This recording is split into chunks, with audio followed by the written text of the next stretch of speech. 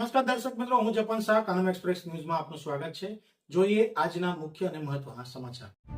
નર્મદાના તિલકવાડા તાલુકા પંચાયતના પ્રમુખ તરીકે મમતાબેન તડવી અને ઉપપ્રમુખ તરીકે પિયુષકુમાર બારિયાની નિયુક્તિ કરાઈ।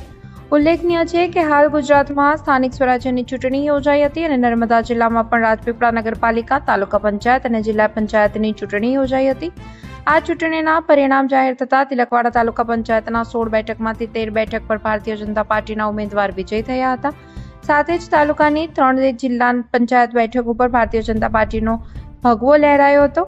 આ પરિણામે જાહેરાત થયા બાદ આજે તારીખ 13 મેના રોજ જિલ્લાની તમામ તાલુકા પંચાયત ખાતે પ્રમુખ અને ઉપપ્રમુખની ચૂંટણી યોજાઈ હતી, જેના ભાગરૂપે તિલકવાડા તાલુકા પંચાયત ખાતે તિલકવાડા મામલતદાર મનીષ આર્યા, તાલુકા વિકાસ અધિકારી નીરજ વસાવા તથા તાલુકા પંચાયતના સદસ્યોની ઉપસ્થિતિમાં પ્રમુખ, ઉપપ્રમુખ અને અન્ય હોદ્દેદારોની નિયુક્તિ માટે ચૂંટણી પ્રક્રિયા હાથ ધરવામાં આવી હતી, જેમાં તિલકવાડા તાલુકા પંચાયતના પ્રમુખ તરીકે મમતાબેન તડવી તથા ઉપપ્રમુખ તરીકે પિયુષકુમાર બારિયા, કારોબારી અધ્યક્ષ તરીકે ભરતભાઈ વસાવા, શાસક પક્ષના નેતા તરીકે શૈલેષભાઈ ભીલ અને દંડક તરીકે હસમુખભાઈ બારિયાની નિયુક્તિ કરવામાં આવી હતી। આ નિયુક્તિ જાહેર થયા બાદ કાર્યકર્તાઓ દ્વારા તમામ હોદ્દેદારોને પુષ્પગુચ્છ આપીને મીઠાઈ ખવડાવીને અભિનંદન પાઠવવામાં આવ્યા હતા। નમસ્કાર।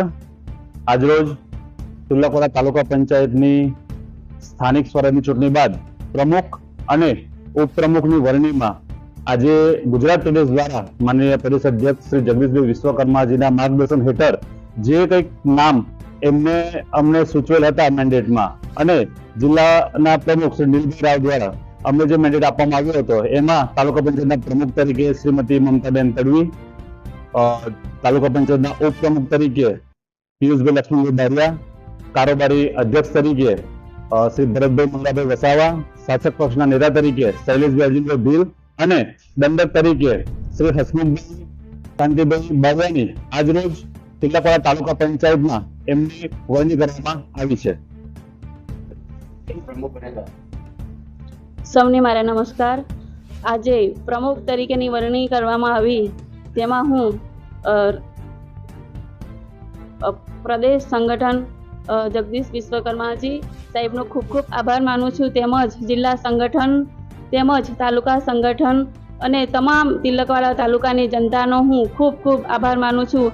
તમામ વડીલો, ભાઈઓ, બહેનો અને મારા તાલુકા પંચાયતના સદસ્યશ્રીઓ સૌ આપણે સાથે મળીને આ વિકાસના કાર્યમાં આગળ વધીશું અને સૌ જનતાનો આજે હું ખૂબ ખૂબ આભાર માનું છું। જ્યારે આજે ભારતીય જનતા પાર્ટીએ જ્યારે અમારા નામની વરણી કરવામાં આવી અને બધા સભ્યો સાથે મળી અને આજે મને પ્રમુખ તરીકે અહીંયા જાહેર કરવામાં આવી છે, ત્યારે હું તમામનો આભાર માનું છું। વંદે માતરમ, ભારત માતા કી જય।